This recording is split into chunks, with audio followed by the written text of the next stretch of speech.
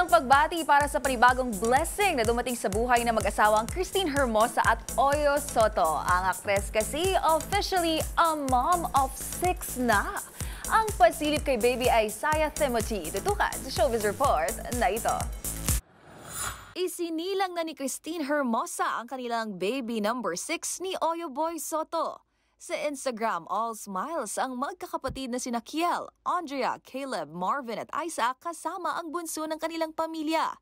Batay sa post ng aktor, ipinanganak si baby Isaiah Timothy last September 3. Aniya, testimony of God's faithfulness ang pagdating ng kanilang bagong supling.